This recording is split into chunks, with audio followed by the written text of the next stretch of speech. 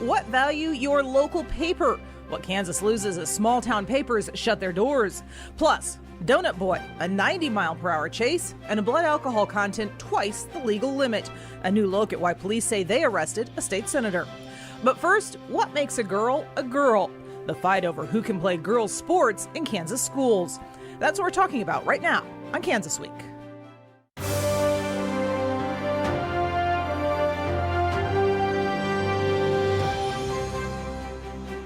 I'm Pilar Pedraza, and this is Kansas Week. This was the last week of work for state lawmakers in Topeka before they go home for a three-week spring break. That means too much happened for us to cover it all, so we're sticking to the most controversial topics, including the renewed fight over whether transgender athletes should be able to play girls' sports in Kansas. A warning, parts of this discussion may be triggering for some viewers. The Fairness in Women's Sports Act is a controversial measure requiring all school-sponsored sports teams to designate each team based on the biological sex of the team members. Supporters say it will guarantee an equal playing field for school athletes. Opponents say it's nothing more than legalized bullying of transgender girls and would lead straight to an expensive court challenge. After the initiative failed to pass earlier this session, senators suggested Thursday gutting another bill and replacing it with the contents of this act. The governor has indicated she will veto the measure. In an up or down vote late Thursday evening, the bill passed in the House 76-43. The Senate bill passed on Friday by a vote of 26-11. And here to discuss this and several other burning issues from the State House this week, we have Travis Mounts, managing editor from the Times-Sentinel News, here in studio on the desk with me. And joining us by Zoom is Adam Strunk from the Newton Now. Thank you both for making time for us this week. Adam, I'm going to go ahead and start with you. As we look at this issue, is it really any surprise this bill came back after failing earlier in the session? No, it's kind of a mailer issue is what I would call it. I mean, they don't have the votes in the House to override a veto. The Senate is, I don't know if they quite have the votes to do that, but it's something that when they're campaigning in the next couple years, they can send out mailers. Maybe they can purge some Democrats. Maybe they can purge some moderate Republicans. And, that's really all, the only place this bill's going. And some big questions there. Of course, it's headed to the governor. The governor has indicated that she will veto this bill. Yeah. And this seems to be one of those examples of the legislature legislating something that is almost a non-issue. The number that I've been told in terms of transgender children taking part in activities at the high school and middle school levels combined in Kansas is a total of 5 kids. We don't know if those are boys or girls, and we don't know if that's strictly athletics. That could count, forensics and debate and band activities as well. So, we're legislating less than a half a dozen kids in this, but the impact on, transgender kids and really any kid who identifies as LGBTQ+, this could be a really, difficult thing for them when they're, in such a, high school and middle school, such a delicate stage anyway in your development. And when you feel you're being bullied by the state itself, it's a really difficult place to be. Yeah, and that is part of why the ACLU has said that they'll file a lawsuit as soon as this bill is signed, if it were to become law. Again, big question mark on that if. But Adam, some questions also on whether or not the state can even afford another big lawsuit like that, especially after the downturn of the pandemic. We really don't know where state finances are at the moment. Yeah, we don't. And I mean, this is the same thing we do every few years, right? Like, we've got big tax cuts on the Senate bill. We got big tax cuts on the House bill. We don't really know what our revenues are going to look like. But don't worry, we're spending newspaper columns, we're spending TV show time talking about a law that might affect 5 students that really has no chance of passing, and that all it really serves is to allow some conservative candidates to send some mailers out. So, this is the same kind of stuff we deal with every single session. Yeah. And Equality Kansas says that so far there hasn't been a single documented incident of a cisgender kid losing an opportunity because of a transgender athlete. Yeah. And as far as I know, there also has not been a case of a transgender athlete making it into state level finals for competition. Right, yeah, exactly. So again, like Adam said, this is really about scoring political points, not actually impacting anybody's lives in a positive way. No. Well, we've got a lot of other things to talk about. Moving on to another big fight at the State House this week, the argument over school funding. Democrats have called the mix of policy and finance a Frankenstein bill. Republicans say it's a much-needed push away from a poorly performing educational system. After a late-night fight Thursday, it failed in the Senate. Passage of the bill was unsure from the beginning. At first, because of concerns some House members raised about a portion of the K-12 budget called the Student Empowerment Act. The Kansas Reflector reports the act would enable students designated as at risk to take the state base aid per pupil funding with them to a private school of their choice through an education savings account. Estimates of how much that would cost public schools and operating funds range from $23 million to more than $200 million. Opponents say that's a school voucher by another name and rallied a strong lobbying effort against the bill. Some public school advocates say passing this bill would lead straight to a resumption of the school funding lawsuit. Now, it passed the House with just one vote to spare, but failed in the Senate on Thursday when it stalled out at 20 of the 21 yes votes needed. And again, on Friday, they tried in the Senate, were unable to get that last vote they needed to pass. So at this point, we don't have a K-12 funding bill, which is a whole nother issue. Yeah. It seems like the history in Kansas is as soon as we finally get to a point where we have school funding out of the court system, somebody's got to find a way to kick it back into the court system. Yeah, and very likely, we have heard from some school districts already that were involved in the last school lawsuit that say if this goes through or anything like it, we're going to take it back to court. Oh, yeah. And it will take time, but eventually they will probably win on that because I don't see the Kansas Supreme Court really moving off of what they most recently approved. I think one of the other challenges is how many private schools are out there actively recruiting at-risk kids. It tends to be the other way around, where, the ability to pick and choose. Yeah, and that's one of the arguments against a bill like this. And as we talk about this issue, Travis, both you and Adam are from more rural counties, and this really seems like more of a big city issue. Really much of an issue in smaller communities there, Adam? Are you talking about education funding? Because I would say that's an everywhere issue. What some people call the voucher issue within the bill, where students could take money from the public schools to a private school. Well, I mean, Newton, we have 3 private schools in town, and then we have another one outside of the county. So I mean, it is an issue that really could affect our local districts. So I wouldn't say this is totally a big city issue. Okay.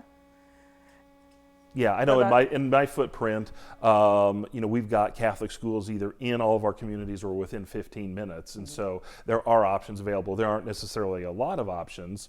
We do have a couple of, I think actually I just have one Lutheran school up to K through 8 in my footprint, and everything else is a Diocese of Wichita school.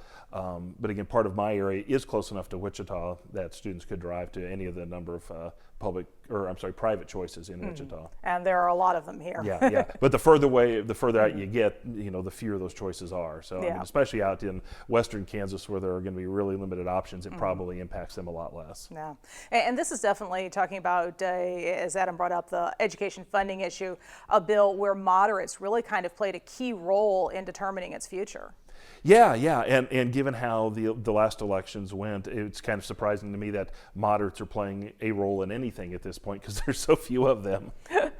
But enough to make a difference. Enough to make a difference in this case. Yeah. Well, part of the reason why this bill didn't do so well was because of a certain senator who was missing from the vote. It likely would have passed the Senate if Wichita Senator Gene Solentrop had been present. One of his Republican colleagues did not want to hold up the vote in order to call him back in the middle of the night Thursday. Solentrop had left earlier in the day when new details came out about his DUI arrest in March. Is our vehicle going the wrong direction on the highway, sir? Yes, ma'am, they about hit me, but I'm okay. I'm fine. That just one of many calls from drivers along I-70 last March. The probable cause affidavit says it was State Senator Gene Solentrop of Wichita who was behind the wheel. Officer Austin Shepley says even he had to swerve onto the shoulder to avoid Solentrop's SUV. Shepley writes Solentrop didn't pull over when ordered, instead speeding away, sometimes topping 90 miles an hour. According to radio traffic, troopers used stop sticks to halt him.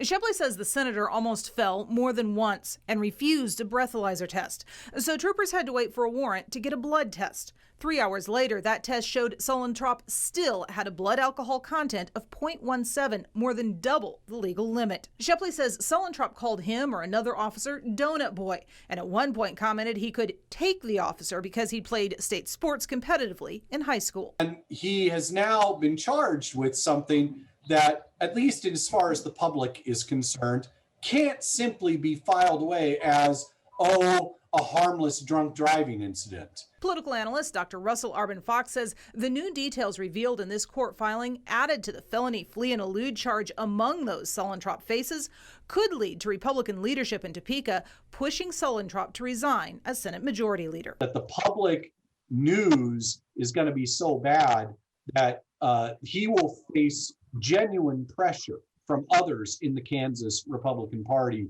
for him to formally resign his leadership position. And that pressure starting to come to the fore now. Adam, you and I were talking before the show started that Senate President Ty Masterson is now starting to push for Solentrop's resignation.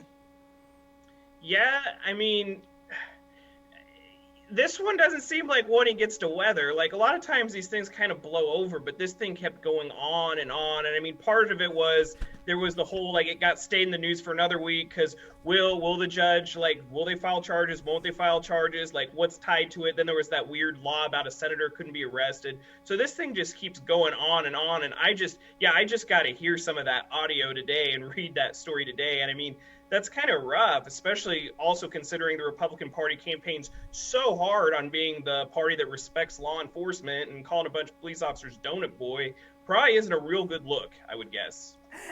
Yeah, it's certainly something that a lot of folks have kind of glommed onto that particular phrase there. Well, yeah, that, and I played high school sports. Let's fight. Does not really put off a leadership vibe at all. Yeah. I mean, I ran cross country in high school. I'm not up for a fight these days. So, I think this story is going to look a lot different a week from now. And like Adam said, I don't think that we're going to see this story going away anytime soon. It's not going to just blow over and disappear. Yeah, and Masterson in a statement yesterday did make the comment that there should be serious consequences coming from this, hinting that maybe more than just losing a leadership position. Well, I mean, I remember when I was, younger, and, a politician or a person in a leadership role gets into a situation like this, it just seemed automatic that they would just step down completely. And that's something that seems to have disappeared from politics, Democrats and Republicans both. There's plenty of examples on both sides of the fence. But I have a hard time seeing the senator keeping his role long term. Yeah. Well, and let's go back to the impact of his absence on Thursday. Adam, a lot of folks saying that specifically is why that K-12 bill did not make it through the Senate, perhaps playing a role in this push now to get him out of leadership. Yeah, I mean, I would assume that that's pretty frustrating. Your job as a leader is to get the platform through, and then when you're gone and directly responsible for the platform not getting through, I mean, they elect leadership. So, like, I don't see that as being a big positive if he wants to continue being a leader. Yeah. All right. Well, there's another fight going on as well, this time not at the State House, but because of what's happened at the State House. It's the fight over masking in schools in the Valley. It went to the Valley Center School Board Thursday night after parent and former County Commissioner Richard Ranzau forced the issue under the newly passed Senate Bill 40. KAKE's Hannah Baker takes a look at how that discussion went. I just want the parents and the kids out there that have been hurt by the actions of the school board to know that we're not going to give up the fight. Valley Center parent Richard Ranzau is disappointed the Valley Center School Board voted to keep the mask mandate. You know, this last year has been a disaster for the kids, and I guess they don't realize how much it's affecting them. They don't realize how much the kids don't want it, the parents don't want it, the teachers don't want it. Board members deliberated for about 30 minutes before making the decision to keep the mandate with some exceptions. Pre-kindergarten can have some flexibility in the classroom. At sporting events, when spectators are there and if they social distance in the stands, no masks are required with accordance to CASHA. And teachers and staff are now able to take off their masks if no students are around and they maintain 6 feet between others. Ranzoff first brought this request to the board with help from Senate Bill 40, which allows people to object to COVID-19 restrictions in specific circumstances. Board members say that if they drop the mask mandate and too many students have to quarantine because of COVID, the school could be forced to close its doors.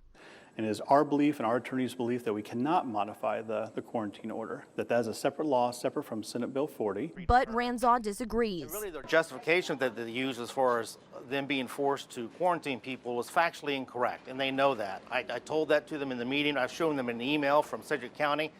They are not required to do that. And Adam, I was going to ask you if you thought that this fight might lead to other parents in other districts bringing similar complaints, but you say it's already happening in one of your districts. Yeah, and I know some of my Newton people are going to probably be watching this. Hey, Sue. But we are having a special meeting Monday for a hearing that apparently a parent prompted the Newton School District to have. So I would assume that, Travis, you're going to be having some of these hearings too, so it's another Monday night meeting for us to cover.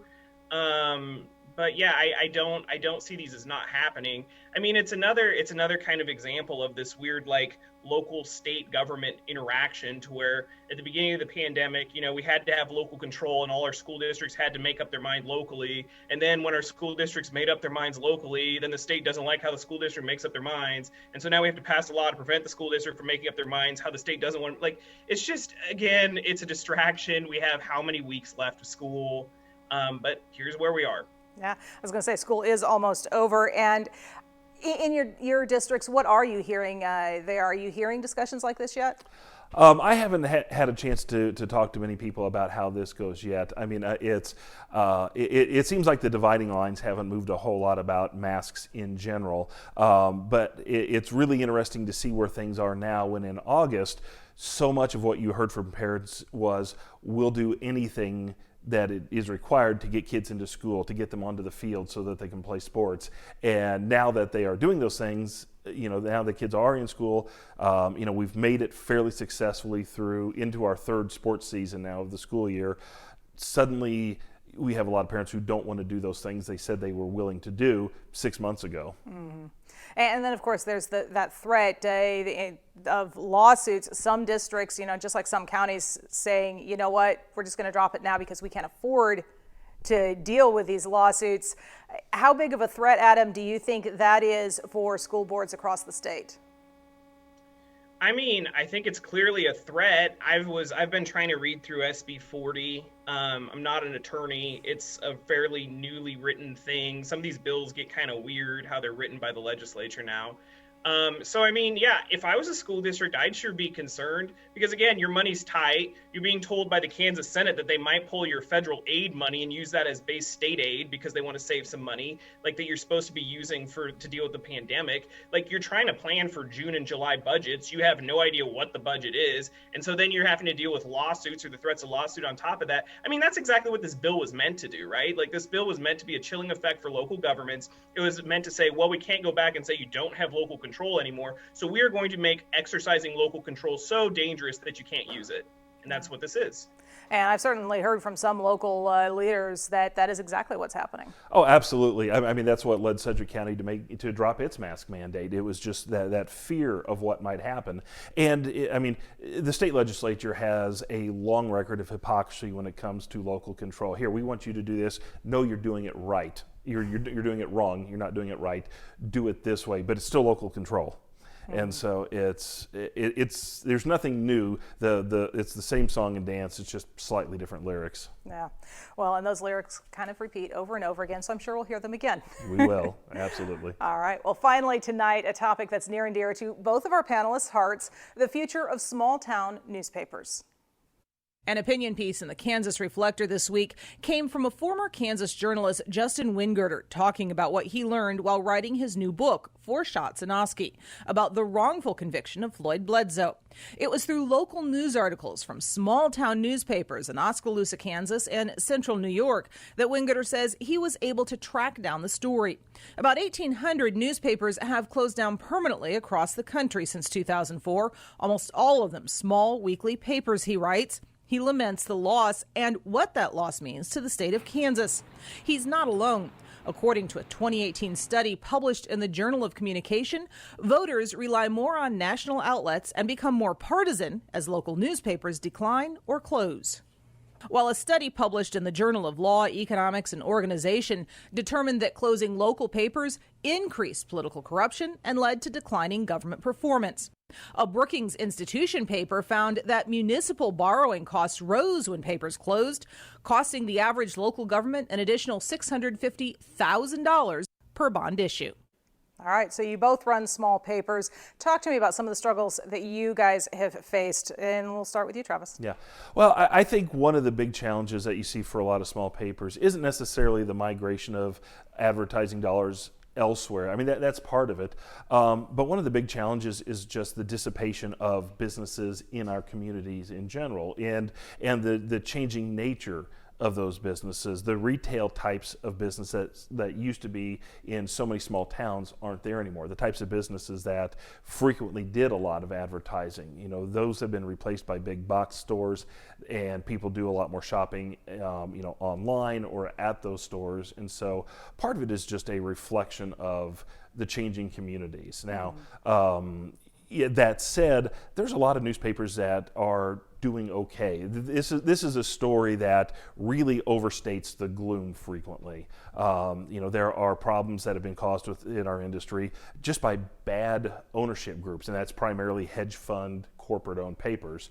A lot of the smaller niche publications, weekly papers, family-owned dailies are the ones that are doing much better, relatively speaking.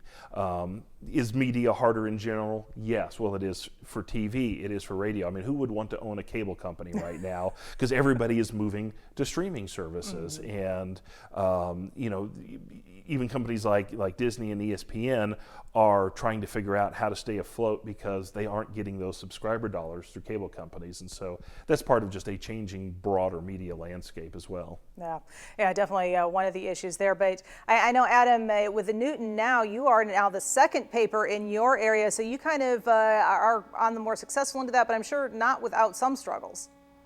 Well, I would say we're the first paper in our area. But no, I mean, really, and that's kind of the thing that gets overstated. Like, we started a newspaper 6 years ago, right? And we have done really well, and we continue to grow, and we continue to be successful. And we're not doing anything that's crazy or out of the ordinary. We're trying to cover news really hard. We make sure we have a person at every single government meeting. We make sure, like, we tell features. We get people's kids in the paper. Like, we have a strong editorial page that tries to show some leadership in the community. These are things newspapers used to do all the time. What you have is large-scale media consolidation, where you have every single town's newspaper getting bought up by one company or another company, those companies merging, and then them operating these like ghost papers that have cut all these staff, where you're forcing one person to try to cover 6 different communities, and it doesn't work. So, like, for us, like, just covering local journalism and being really tied into Newton, like, that's been a recipe for success. And it's something that I'd like to see happen other places. Now, Travis is absolutely right, though, because, like, the other side of it is you have these rural communities. We have papers in rural communities, too. And some of these towns aren't doing so hot, or they're dying. And, of course, like, it's really hard for papers to make it. And then when you have a state legislature that continues to try to get rid of legals, like where they require cities to publish legal publications, like, that's a lifeline for some of these very far western Kansas rural papers. Without that, then these papers dry up, and what kind of community do you have? You don't know what's going on. You don't know what your city council's doing. You don't know what your county commission's doing. You don't know what's going on in school. You don't know what your school board's doing. Like, it's a dead community. Like, how do you build a sense of community without a publication? Yeah. That's my question. And you and I have talked a little bit about this, Adam, before. With television, we can't have somebody in every single community in our viewing area. It's too big. We rely on the local papers to kind of let us know what's going on out there oftentimes. Yeah, it's an absolute ecosystem. And I mean, that's the same anywhere you'd see jobs. When there were, before the Kansas Reflector, when there was a bunch of legislative job cuts, like we all felt that as newspapers because no one was covering or less people were covering the legislature. Like that's an important ecosystem, and it serves everyone as a whole, because everyone is able to get these local issues and know what's going on, as opposed to just kind of nothing being covered till it's too late. Like, let's talk about like all the crazy natural gas rates that we were dealing with. Like, I know Travis's paper, our paper, like we're getting our city managers in these little towns calling us saying like, look, we're expecting natural gas bills that are 100 times normal. Like, we need to let people know to turn down their heat. Like, without a local paper, I guess there's the city Facebook page, but that doesn't suffice. Like, there is a really importance to a community of having at least some kind of local voice. Definitely. And one thing that I know media has faced, news media in general has faced, is this growing distrust of this amorphous media, mainstream media, whatever that is, and everybody I ask has a different definition. Is that something that's affecting small town papers as well? I think to some degree, but at the same time, a lot of small town papers, they've got direct relationships with their readers. I mean, for example, this morning we got a call right before a funeral began, letting us know that a man who passed away, used to be a Sedgwick County firefighter, was going to be escorted from the church to the funeral home in the back of an antique fire truck. I was able to be there. I was leaving one photo shoot. I got the call. I went directly there, and I took pictures of it. And then as the family car comes by, out of an open window, somebody goes, "Thank you, Travis." I mean, it's somebody who knows who I am. I know who they are. So, those personal relationships are really a key part of what we do in our communities, what Adam and his crew does in his communities. I mean, we aren't just covering the community, we are part of it. These are literal friends and neighbors that we're writing stories on, and that's a big part of what keeps us going. And I, from my personal perspective, I feel like that as well. I've been in this community so long. It is my community now. Yeah. And I have, the same thing. I have people call me, letting me know what's going on in their communities so that I can let everybody else know. Yeah. Well, for example, there would be no Hattiesburg's People without local newspapers. Larry told me himself how many stories came from local papers that he either subscribed to over the years, or people cut out stories and send to him, and then he turns newspapers into TV magic, and now we have an icon and nobody amazing stories. Nobody does it like Larry did. No. Nobody. All right. Well, Travis, Adam, thank you both so much. We are now out of time. I hope you have enjoyed our discussion today. We'd love to hear from you. Just check us out on social media. Look for Pilar Pedraza TV or PBS Kansas. For now, stay safe and have a great week.